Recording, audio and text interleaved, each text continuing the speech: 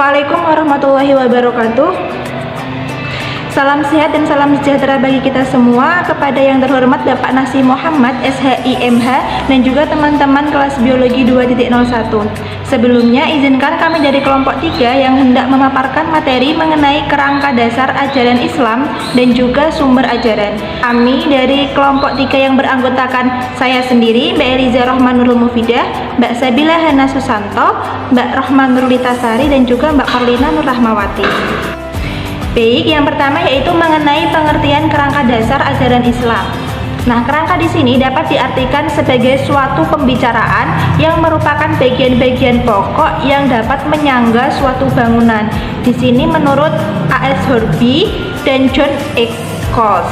Nah, sedangkan ajaran Islam merupakan pesan ketuhanan yang diberikan kepada Nabi Muhammad SAW untuk umat-umatnya. Selanjutnya yaitu klasifikasi pokok ajaran Islam. Nah, di sini pokok ajaran Islam dibagi menjadi 3. Yang pertama yaitu syariah. Syariah berisi perbuatan yang mencakup konsekuensi dari kepercayaan. Yang kedua ada akhlak. Di sini berisi dorongan hati untuk berbuat sebaik-baiknya. Dan yang ketiga yaitu akidah yang berisikan kepercayaan pada hal gaib. Pembahasan selanjutnya yaitu mengenai kerangka dasar ajaran Islam. Yang pertama yaitu ada akidah. Nah, secara bahasa akidah berarti ikatan, keyakinan dan juga sangkutan. Nah, sedangkan secara istilah akidah di sini merupakan asas tempat mendirikan dan mendasar seluruh aktivitas umat Islam yang dibangun atas dasar 6 keyakinan. Yang apabila iman hanya didasarkan pada ucapan saja, berarti imannya hanya setengah, seperti ditegaskan pada Al-Qur'an surat Al-Baqarah ayat 8-9 yang artinya di antara manusia ada yang mengatakan kami beriman kepada Allah dan hari kemudian, padahal mereka itu sesungguhnya bukan orang-orang yang beriman. Nah, padahal mereka hanya menipu dirinya sendiri, sedang mereka tidak sadar. Nah, sedangkan pada menurut Hasbi As-Siddiqi, akidah yaitu ketentuan bahasa merupakan sesuatu yang dipegang teguh dan tertanam kuat di dalam lubuk jiwa serta tidak bisa lepas dari akidah. Selanjutnya, ruang lingkup akidah. Kesediaan manusia untuk tunduk pada kehendak Allah mengandung 5 perjanjian. Yang pertama, keyakinan hati bahwa tiada Tuhan selain Allah. Yang kedua, keyakinan hati ada pertanggungjawaban amal perbuatan. Yang ketiga, keyakinan hati bahwa ada hal gaib. Yang keempat, keyakinan hati ada aturan yang melandasi kehidupan berdasarkan Quran surat Al-Baqarah ayat 2-4, Al-Bayan kitab iman nomor 5. Dan yang kelima yaitu keyakinan hati bahwa manusia diberikan amanah kerasulan oleh Allah. Selanjutnya yaitu kedudukan akidah dalam pokok ajaran Islam. Akidah itu akar bagi setiap perbuatan manusia yang apabila perbuatan itu kokoh, maka perbuatan manusia akan tahan dari berbagai tiupan angin cobaan. Sedangkan akar pohon perbuatan lemah, maka perbuatan manusia tidak bermakna dan akan roboh tertiup angin cobaan. Apabila manusia lisan dan hatinya patuh pada kehendak Allah, maka perbuatannya akan bermanfaat bagi lingkungan di sekitarnya. Selanjutnya yaitu syariah. Secara bahasa, syariah berartikan jalan ke sumber air atau yang harus diikuti. Sedangkan secara istilah, yaitu peraturan yang telah ditetapkan oleh Allah untuk umat muslim yang ditetapkan berdasarkan Al-Quran maupun hadis. Sehingga dapat dipahami, syariah tertumpu pada aturan Allah dan Rasulnya yang hukumnya mengatur manusia dalam hubungan dengan Tuhannya dan sesamanya yang merupakan kedua hubungannya disebut muamalah. Ruang lingkup syariah. Syariah meliputi hubungan vertikal dengan Allah atau ibadah dan hubungan horizontal dengan sesama manusia atau muamalat. Hubungan manusia dengan Allah yaitu melalui ibadah seperti 1. Thaharah atau bersuci diri dari kotoran dan najis, yang kedua sholat, yang ketiga zakat, yang keempat puasa, dan yang kelima haji. Sedangkan hubungan manusia dengan manusia itu seperti 1. Ikatan pertukaran barang dan jasa, 2. Ikatan pernikahan, yang ketiga ikatan perwarisan, yang keempat ikatan kemasyarakatan, dan yang kelima ikatan kemanusiaan. Baik, yang selanjutnya adalah kedudukan syariah dalam pokok ajaran Islam. Yang pertama ada kedudukan syariah dalam ajaran Islam mengenai keimanan, amaliyah ibadah dan akhlak. Firman Allah Subhanahu wa taala dalam surat Al-Jathiyah ayat 18 yang artinya, kemudian kami jadikan engkau berada di atas suatu syariah dari urusan agama itu, maka ikutilah dia dan janganlah engkau mengikuti hawa nafsu orang yang tidak mengetahui. Yang kedua, syariah dalam kedudukan Islam sebagai bukti akidah yang pada setiap detik kehidupan manusia diisi dengan perbuatan yang dilandasi dengan akar keyakinan hati akan tunduk dan patuh pada kehendak Allah Subhanahu wa taala. Yang selanjutnya, akhlak. Secara bahasa, akhlak berarti budi pekerti, perangai, tingkah laku atau tabiat yang berasal dari bahasa Arab akhlak jamak dari khuluq. Sedangkan secara istilah, akhlak merupakan perilaku manusia, baik akhlak yang akhlakul karimah maupun akhlakul mazmumah.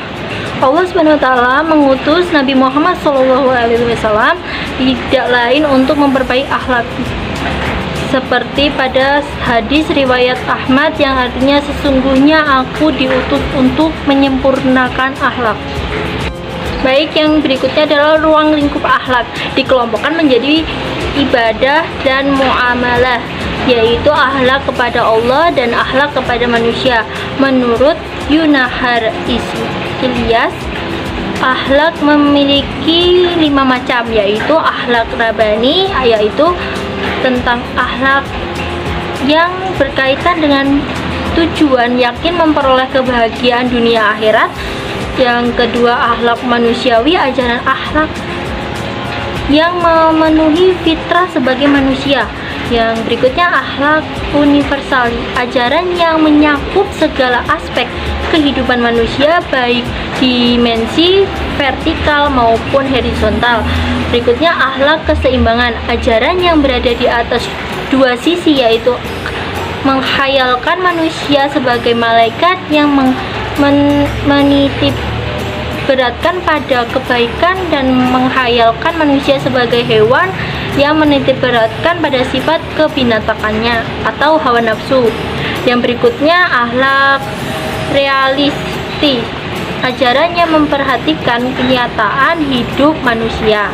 Yang selanjutnya, kedudukan akhlak dalam pokok ajaran Islam, yaitu kedudukannya terdapat pada hasil, dampak, ataupun buah dari perbuatan syariah yang dilandasi dengan tunduk kepada kehendak Allah Subhanahu wa taala, seperti halnya jujur pada diri sendiri yang merupakan dampak perbuatan puasa syariah dan keyakinan hati akidah.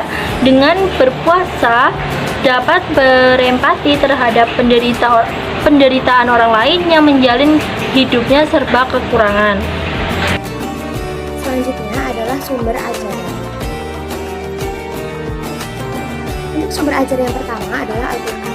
Secara harfiah, Al-Quran berasal dari bahasa Arab yang berarti bacaan atau sesuatu yang dibaca. Al-Quran adalah kalam Allah yang diturunkan kepada Nabi Muhammad SAW melalui malaikat Jibril.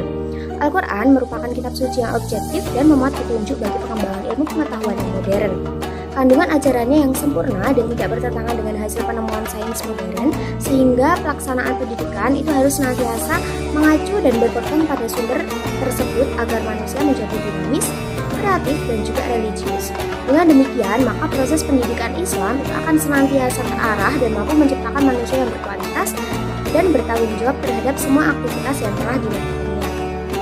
Al-Quran ini memiliki banyak fungsi dalam pengembangan pendidikan, antara lain yaitu Al-Quran diturunkan sebagai petunjuk bagi kehidupan manusia dengan memberikan rambu-rambu bagi perjalanan manusia dalam memaknai hakikat hidup. Lalu Al-Quran sebagai kitab penyempurna yang membenarkan ajaran terdahulu dan meluruskan ajaran menyimpang dari yang sesungguhnya. Serta Al-Quran sebagai obat dan juga rahmat bagi kaum muslimin, karena Al-Quran memberikan ketenangan jiwa dan juga batin sekaligus keyakinan dan kepercayaan akan masa depan bagi siapa saja yang membacanya. Yang kedua adalah hadis. Hadis merupakan jalan atau cara yang pernah dicontohkan oleh Nabi Muhammad dalam perjalanan kehidupannya melaksanakan dakwah Islam, dan ini merupakan sumber dan acuan yang dapat digunakan umat Islam dalam seluruh aktivitas kehidupannya. Hadis memiliki beberapa kedudukan penting dalam proses penetapan hukum atau persoalan yang dikembangkan di tengah masyarakat. Antara lain, yang pertama adalah mempertegas kandungan ayat-ayat tertentu dalam Al-Quran mengenai larangan kepada manusia berbuat syirik atau menyekutukan Allah. Lalu yang kedua adalah memberikan penjelasan secara rinci atas ketetapan hukum oleh ayat-ayat tertentu dalam Al-Quran. Yang ketiga, menjelaskan ayat-ayat tertentu dalam Al-Quran oleh hadis yang terkadang mengambil bentuk pembatasan atas ketetapan hukum yang terkesan meliputi semua aspek. Yang keempat, memberikan pengecualian terhadap putusan hukum dalam ayat-ayat Al-Quran. Dan yang terakhir adalah ijtihad.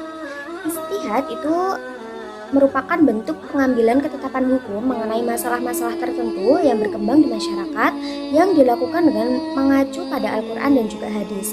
Dalam pendidikan, ijtihad ini berperan aktif menata sistem pendidikan yang dialogis. Secara umum, rumusan tujuan pendidikan memiliki dimensi yang harus dikembangkan sesuai dengan tuntutan kebutuhan manusia hingga diperlukan upaya maksimal dan juga sistematis dalam menyusun rumusan sistem pendidikan yang bersifat dialogis dan juga adaptif. Adapun ijtihad itu merupakan proses kerjasama yang padu sehingga diharapkan lahir suatu sistem pendidikan yang utuh dan juga dalam integral dan bingkai keagamaan sehingga diperoleh sistem pendidikan yang kondusif. Terima kasih kepada para pemateri. Alhamdulillah kita sudah sampai di penghujung perkuliahan. Untuk yang selanjutnya yaitu sesi diskusi, kami buka untuk 2 termin dan 1 terminnya untuk 3 penanya. Cukup sekian dari kami. Mohon maaf apabila masih banyak kekurangan dalam penyampaian materi. Kami cukupkan. Terima kasih. Wassalamualaikum warahmatullahi wabarakatuh.